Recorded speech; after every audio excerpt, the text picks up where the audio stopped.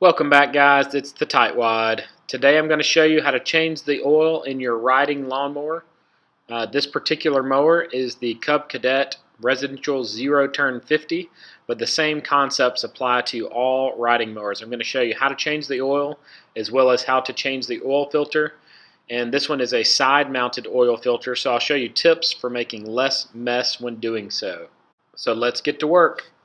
I can see my dipstick here, but I haven't changed the oil in the last season and a half. I bought this midway through a season. So I'm going to show you that my particular model has a hose that comes down from the engine itself and down under the mower right here. So all I have to do is remove the nut on the end of this and drain it into a oil-safe container. This is a kid's play bucket. The oil is warm but not hot, so I'll dump it into here first, and then I will transfer it to my oil pan. The reason why I do that is because my oil pan sits so low to the ground, it sometimes splatters and makes a mess. Another thing some people recommend is if your hose is not long enough, insert joke here, you can cut, I used a creamer bottle and cut off a spout for it that'll stick up far enough that you can remove the nut. Then you can lower it over it and guide it into the container of choice. So let's get started. Since my hose is long enough to reach over the top of my pan, I'm not going to use the plastic bottle technique. Plus, I want to have a better angle for my camera. I'm going to use 2 pairs of vice grips to remove the nut on my old drain hose. Once you get it loose enough with your channel locks, you can simply use your hand to loosen it, and be prepared because the oil is going to start draining out immediately. Make sure that you catch your drain plug. While that's draining, I'll show you something else I do. I like to use a pad that I got from the hospital. Actually, I have some nurse friends, and they are for human fluids that they use primarily in the pediatric, or not pediatric, but the labor and delivery services, and they do a great job of catching any excess oil. I will let this drain while I work on some other things on the mower. So I'll let this drain until there's nothing coming out anymore, and then I'll show you the rest of the processes. It's been about 5 minutes. And you can see a little bit of oil is still dripping out, but I have my cover down, so I'm not worried about it. I'm going to remove my bucket of oil, and now I can replace the plug back into the drain hose. Remember, it's standard thread, so righty-tighty, lefty-loosey. I'm going to finger tighten it first, and then I'll take my channel locks and make sure it's good and snug so that we don't have any oil leaks when we start refilling our mower with oil. Once the engine oil has been drained from the mower, we need to replace the oil filter, which is right here. I really don't like the location of the oil filter on these mowers because it is side mounted, which makes it difficult to empty it without making a huge mess. It's also difficult to replace because the new filter recommendation is to fill the filter with oil and lubricate the ring before screwing it back on. As you can tell in this case, if I fill the filter with oil to let it soak in as it recommends, and then tilt it sideways to install it, the oil is going to spill all over the place. Ideally, you have a fuel filter wrench which looks like this, or a strap wrench, which works well as also. With this one, I simply put it on a ratchet socket set, and when I pull down, you'll see it starts to move. I don't want to loosen it too much because I'm going to show you a trick that I use to prevent too much oil spillage on these side-mounted filters. The camera's at a very awkward angle right now, but I'm going to do my best to show you my technique. First, I loosen the oil filter to get it loose enough that I can get in there with my hand. I'm going to remove the filter wrench, and I'm going to use a Ziploc bag.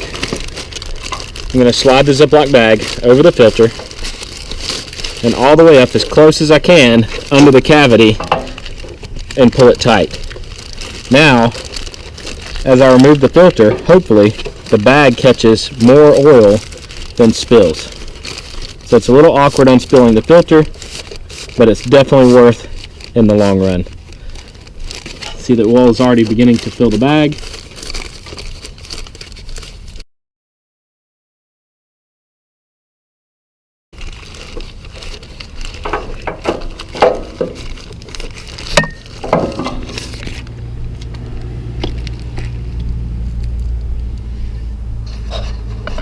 And you can see we'll have minimal drippage there, but the oil filter is in the bag with most of the oil, saving a huge mess.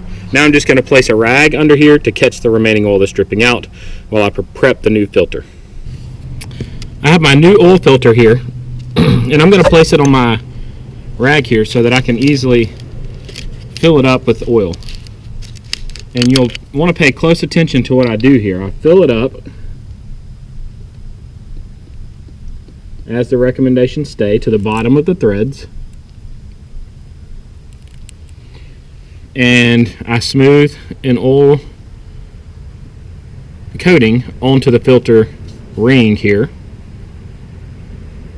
and I'm going to let it sit there and soak into the oil filter for a little while.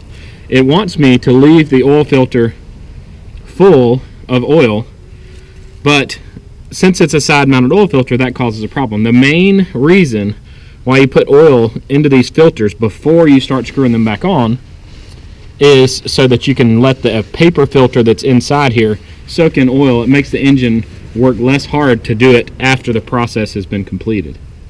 Now that it's had time to soak in there, I'm going to take the oil and pour it back into the bottle, the excess oil, so that when I go to screw this oil filter onto the mower, I have less mess.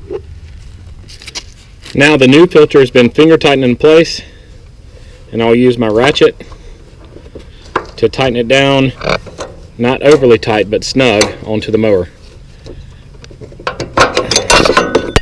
With the new oil filter in place and ensuring that your drain plug has been replaced, it's time to add oil. You add oil in through the dipstick compartment. So you can remove your dipstick, put a funnel in, and pour in your oil. I'll start adding oil to the mower, and I will put 1.5 quarts and then check the dipstick to see how much more needs to be added. After the first 1.5 quarts, I noticed that the dipstick was on the low area of the fill stick, so I'm going to go ahead and add the remainder of the 2nd quart and check again. The last step after performing engine maintenance is to make sure that the mower starts first of all, and then check for leaks. You need to run your mower for about 5 minutes to allow the oil to get into all compartments of the motor. To fill up that fuel filter, remember we emptied some of it out so we could screw it on without mess, but also so it can permeate throughout the whole system. So I'm going to crank it up and check for my leaks.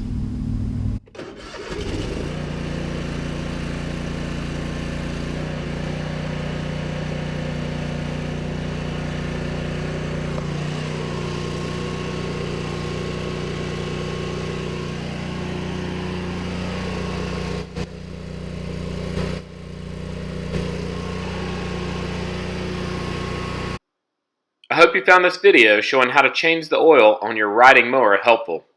I have many other videos showing this particular mower and other general mower maintenance on my channel. Give me a thumbs up and subscribe to my channel so you can check out those videos as they're posted. If you have any questions, leave them in the comments section below. Click one of the videos on the screen to continue browsing my channel. Hope you guys have a great day.